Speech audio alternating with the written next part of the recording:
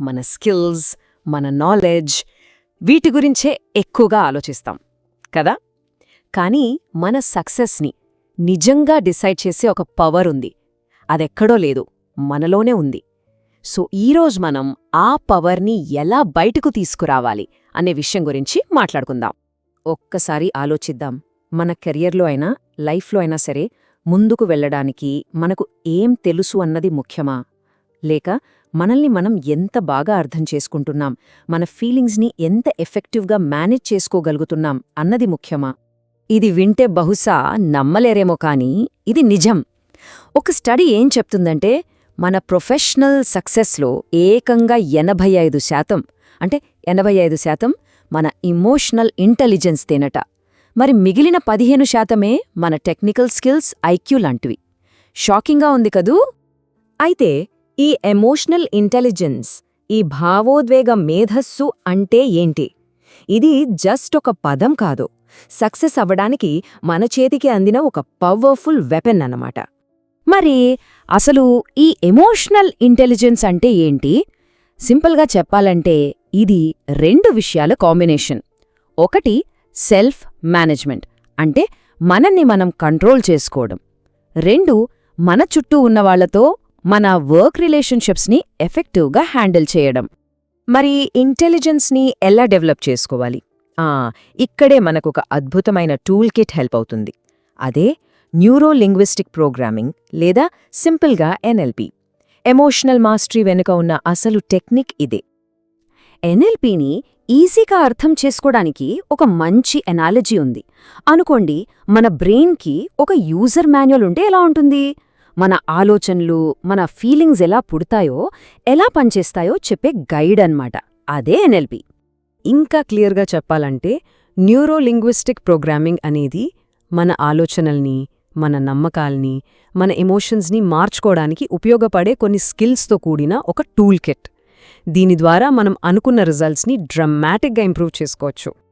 ఈ ఎన్ఎల్పి వల్ల వచ్చే లాభాలు చాలా ఉన్నాయి. కెరియర్లో సక్సెస్ అవ్వడం దగ్గర్నుంచి ఎప్పుడూ పాజిటివ్గా ఉండటం, ప్రాబ్లమ్స్ని ఈజీగా సాల్వ్ చేయడం, ఇతరులతో ఎఫెక్టివ్గా కమ్యూనికేట్ చేయడం వరకు మన పర్ఫార్మెన్స్ని బాగా మెరుగుపరుస్తుంది. సరే, థియరీ ఓకే, కానీ ప్రాక్టికల్గా ఏంటి సంగతి? ఇప్పుడు యాక్షన్లోకి వెళ్దాం. మన ఇన్నర్ వరల్డ్ని మనం ఎలా కంట్రోల్ చేసుకోవాలో చూద్దాం. దీనికోసం కొన్ని సూపర్ ప్రాక్టికల్ టూల్స్ ఉన్నాయి. గమనిస్తే మనం రోజూ చేసే చాలా పనులు పెద్దగా ఆలోచించకుండానే జరిగిపోతుంటాయి. మంచివైనా చెడ్డవైనా అన్నీ ఆటోపైలట్ మోడ్లో వెళ్ళిపోతుంటాయి. అయితే ఎన్ఎల్పి ఆ ఆటోపైలట్ కంట్రోల్స్ మన చేతికిస్తుంది. చెడు అలవాట్లను వదిలించుకోవటానికి ఇక్కడొక అద్భుతమైన టెక్నిక్ ఉంది. అదే ఎన్ఎల్పి స్విష్ ప్యాటర్న్. చాలా సింపుల్. ఫస్ట్ స్టెప్, ఆ చెడు అలవాటును మనకు గుర్తుచేసే ట్రిగర్ని మనసులో ఊహించుకోవాలి.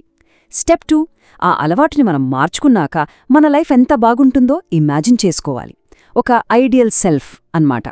స్టెప్ 3, ఇప్పుడు ఈ ఐడియల్ ఇమేజ్ని ఆ ట్రిగర్ ఇమేజ్ మీదికి ఒక్కసారిగా స్విష్ చెయ్యాలి, ఫాస్ట్గా. ఇక ఫైనల్ స్టెప్, ఈ కొత్త రెస్పాన్స్ మనకు అలవాటయ్యేంతవరకు ఒక 5 సార్లు రిపీట్ చేయాలి. అంతే. ఉదాహరణకి, పనుల్ని వాయిదా వేయడం లేదా మనల్ని మనం తక్కువ చేసుకోవడం లాంటివి వదులుకోవాల్సిన అలవాట్లు. వాటి బదులు ప్రతిరోజూ గోల్ సెట్ చేసుకోవడం, ఎప్పుడూ మంచి జరుగుతుందని ఆశించడం, ఇలాంటివి మనం అలవర్చుకోవాల్సిన మంచి అలవాట్లన్నమాట. ఇప్పుడుదాకా మన ఇన్నర్ వరల్డ్ గురించి మాట్లాడుకున్నాం. ఇప్పుడు బయటి ప్రపంచం గురించి చూద్దాం. అంటే ఇతరులతో ఎలా కనెక్ట్ అవ్వాలి, ఎలా కమ్యూనికేట్ చేయాలి అనే దాని గురించి. మన కమ్యూనికేషన్లో మనం వాడే పదాలకున్న ఇంపార్టెన్స్ జస్ట్ 7%మేనని తెలుసా? నిజం. 38% మనం మాట్లాడే టోన్ మీద, ఇక మిగిలిన 55% మన బాడీ లాంగ్వేజ్ మీద డిపెండ్ అయి ఉంటుంది. చాలా ఆశ్చర్యంగా ఉంది కదా. సో దీన్ని బట్టి మనం ఏమర్థం చేసుకోవాలి? ఏం చెప్తున్నాము అన్నదానికన్నా కూడా దాన్ని ఎలా చెప్తున్నాము అన్నదే చాలా ముఖ్యం. మన హావభావాలు, మన వాయిస్ టోన్, ఇవే అసలు మ్యాటర్. ఈ ప్రిన్సిపల్ని ప్రాక్టీస్లో పెట్టడానికి 2 మార్గాలున్నాయి. ఒకటి మ్యాచింగ్, అంటే అవతలి వాళ్ల బాడీ లాంగ్వేజ్ని, వాయిస్ టోన్ని మనం కూడా ఫాలో అవ్వడం.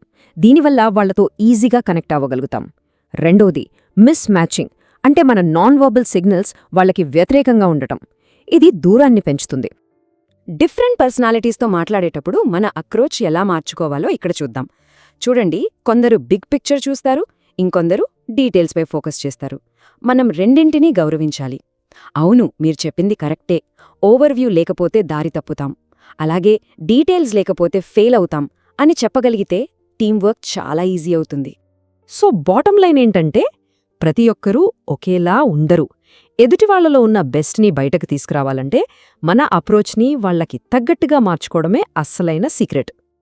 ఈ ఒక్క కోట్తో ఈ డిస్కషన్ని ముగిద్దాం. ఎప్పుడూ చేసే పనే మళ్ళీ మళ్ళీ చేస్తే ఎప్పుడూ వచ్చే ఫలితమే మళ్ళీ మళ్ళీ వస్తుంది. మరి మనం కొత్త ఫలితాలు కావాలనుకుంటున్నామా లేదా?